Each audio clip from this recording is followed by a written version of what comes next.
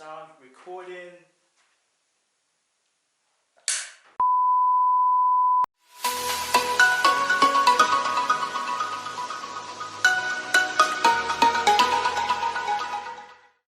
Hey everyone, my name is Romanah Malcolm, I'm 25 and I am a creative entrepreneur from Birmingham.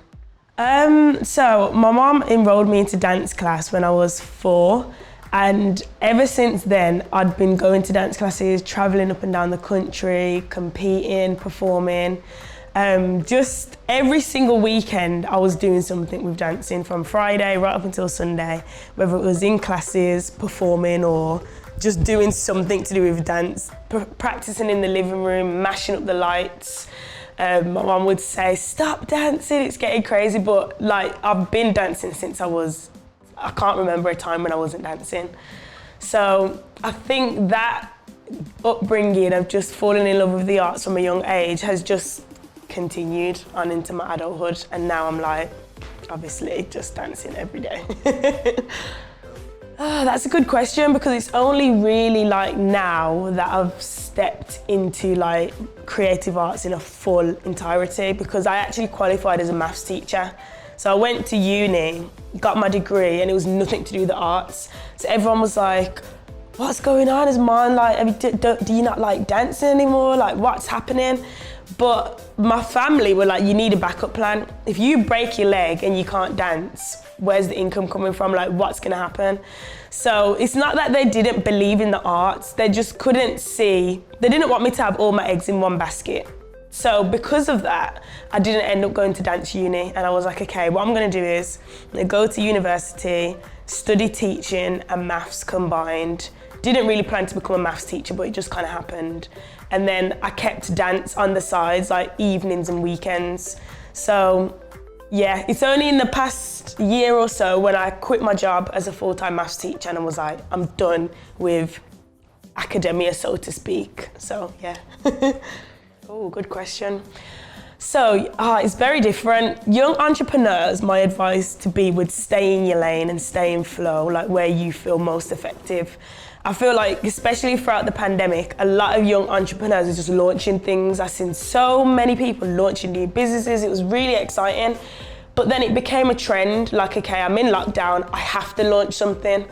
And I had a lot of young people like message me like, I don't know what to launch, what should I be launching? And I was like, well, that's the part that shouldn't be happening. You should never have to think about what to launch. The moment you're thinking about it, it's forced and it's not organic.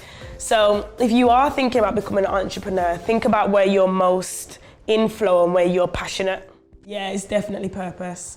It's not a career anymore. I think when I was in full-time employment, it was like, this is your career path, this is where we want to see you go to. And it didn't sit right with me, if that makes sense. Like, I think I was in my job, I graduated from uni and I was in my job for about a year and 5 months, which is not a long time. Like, that's not a good track record to be in a job for. But as they were communicating to me, like my line manager would have performance reviews and be like, we really see you becoming like the head of maths, maybe going into leadership positions in the school. And I'd be looking at her thinking, nah, that's not it. Like, that's not what I've got on my vision board. So I think for me, it was just about taking that leap of faith and knowing that it's no longer about career, it's about purpose. And if that enhances my career, then cool. But my main goal is to be purposeful. Good question. No, like it's actually not, which is really, really weird and crazy, because a lot of people see me and think, oh yeah, Marn empowers young people, she's got a dance company. But now that I've stepped into creative entrepreneurship, I want to help adults. I want to help people that don't really know what their purpose is, but have a big dream and vision. So it's helped me to define that I'm not just called to help young people who are lovely, but can also be headaches.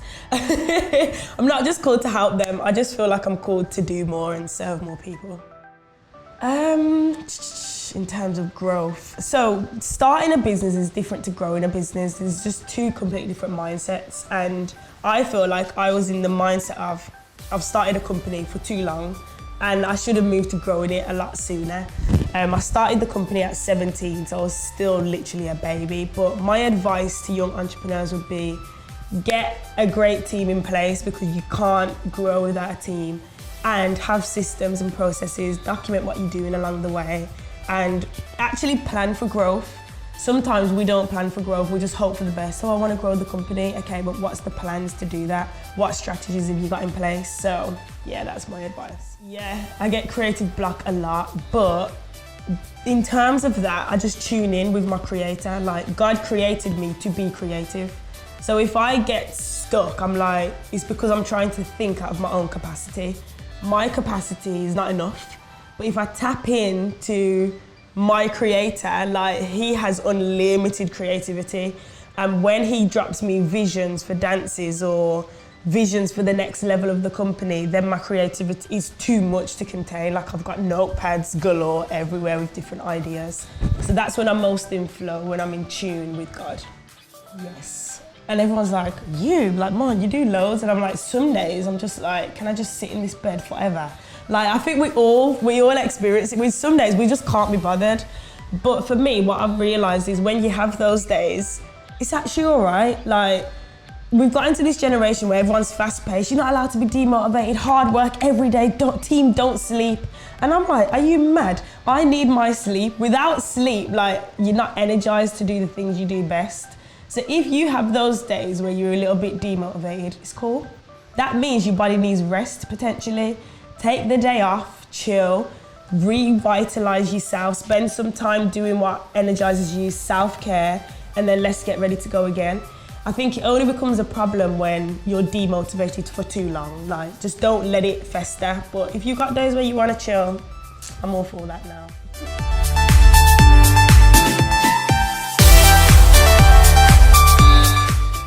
So my legacy, I think I want to be known for someone that really utilised all her gifts and talents. I feel like a lot of us find one element that we're good at and exhaust it, but we've been given so much more.